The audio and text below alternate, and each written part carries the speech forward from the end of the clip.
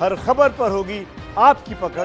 Download कीजिए ABP live app. आप एक राजनीतिक शख्सियत हैं, जनता के बीच में जाना आपका काम है। जब एक मुख्यमंत्री जा रहा है तो दूसरे पूर्व मुख्यमंत्री से उम्मीद क्यों ना की जाए कि उसको भी जनता के बीच में जाना चाहिए। अगर हम जाएंगे तो मुकदमे लिख दोगे, आप कहोगे सोशल डिस्टेंसिंग नहीं मेंटेन हुई है। खाना बांटेंगे तो एफआईआर लिख दोगे, आप सच बताएंगे तो एफआईआर लिख देंगे हम। ना मैं आपसे डरता हूं, ना आपके मुख्यमंत्री जी से डरता हूं, ना मुकदमों से डरता हूं मैं। तो फिर क्यों नहीं गए? हमारे कार्यकर्ता लगातार खाना खिला रहे हैं और एफआईआर लिखाने के बाद भी कार्यकर्ता खाना खिला रहे हैं। मैं यही बोलने वाला था कि डिंपल जी तो रोज खाना खिला रही हैं, लोगों से मिल रही हैं। हमारे एक कार्यकर्ता जा रहा है, ऐसा क्यों? आप देखिए, आप ये बताइए जब सबसे बड़ा मजदूरों का जमावड़ा लगा था दिल्ली में, जब बसें नहीं थी, लोग पैदल चल दिए थे। आप बुलंदशहर में पता करिए, सबसे पहले सिकंदरा और बुलंदशहर में खाना कौन खिला रहा था। आगे आकर के आप देखिए अलीगढ़ में खाना कौन खिला रहा था। आप एटा में पूछिए खाना कौन खिला रहा था। आप आगरा में पता करिए, मथुरा में पता करिए खाना कौन खिला रहा था। एक्सप्रेस वे में पिछले 52 दिन से खाना कौन खिला रहा है। आज भी एक्सप्रेस वे के टोल पर कौन से कार्यकर्ता हैं जो आज भी खाना खिला रहे हैं।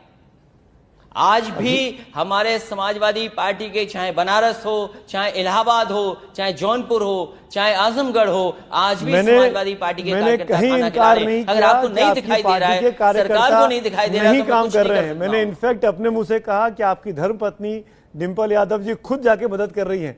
मेरा सवाल अखिलेश यादव से है, एक इंडिविजुअल से है जो उस राज्य का मुख्यमंत्री रह चुका है, कि आप क्यों नहीं दिखाई देते हैं? आप भी तो राजनीतिक शख्सियत हैं, एक साल के बाद दोबारा चुनाव होना है। मैं दिखाई दे रहा हूं हर जगह। हम लगातार लगातार हम संपर्क कर रहे हैं, लगातार संपर्क में हैं, लगातार निर्देश दे रहे हैं। मान लीजिए एक गर्भवती महिला जो बेचारी पैदल चल करके आई थी इंदौर से, पैदल चलते चलते ललितपुर के बॉर्डर पे जब बच्ची पैदा हो गई तो कोई इंतजाम नहीं हुआ। मुझे जब जानकारी मिली, मैंने अपना कार्यकर्ता उसके घर भेजा और कहा कि मदद कर करके आओ। क्या मैं नहीं देख रहा हूं? क्या मैं नहीं काम कर रहा हूं? बिल्कुल ठीक बात है। मुझे जानकारी मिली कि इस मजदूर की जान चली गई।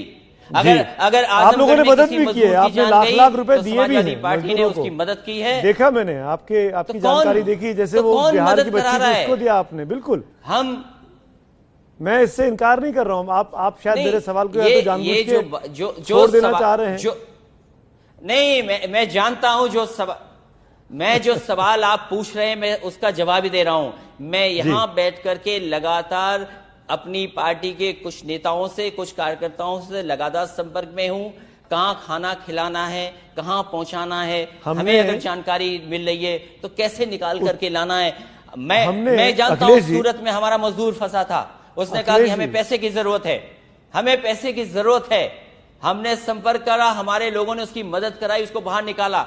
हम गाना बजाना नहीं चाहते हैं, हम मदद कर रहे हैं बैठ करके। तो ये क्या काम नहीं है मदद करना?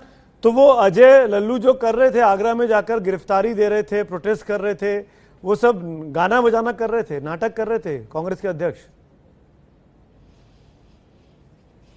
नहीं, वो अच्छी बात है, वो लड़ रहे हैं, उनको लड़ना चाहिए और लड़े। मैं तो कहूंगा उनसे। आप कह रहे हैं कि आप कुछ ऐसा काम नहीं करना चाहते कि गाना बजाना हमारे कार्यकर्ता, और अजय लल्लू जाके पुलिस को चुनौती देते हैं तो आप बोल रहे हैं अच्छा काम कर रहे हैं। आप दो विरोधाभासी बातें कर रहे हैं। हम तो ये चाहते हैं कि हमारे कार्यकर्ताओं को भी बंद कर दो खाना खिला रहे हैं जो। क्यों नहीं बंद कर रहे हैं आप? एफआईआर दर्ज करके क्यों छोड़ दिया आपने? बताओ, मेरठ में एफआईआर दर्ज है कि नहीं दर्ज है? अलीगढ़ में एफआईआर दर्ज है कि नहीं दर्ज है? ऐसा क्यों लग रहा है कि आप एफआईआर से डर रहे हैं? गिरफ्तार करिए उनको। आप सरकार से पूछते हो क्यों नहीं गिरफ्तार? अजय लल्लू तो नहीं डरे। सरकार क्यों नहीं गिरफ्तार कर रही है? नहीं, हम तो कह रहे हैं हमारे कार्यकर्ताओं 4-4, 5-5 एफआईआर लिखी, उनको गिरफ्तार क्यों नहीं करते हैं आप?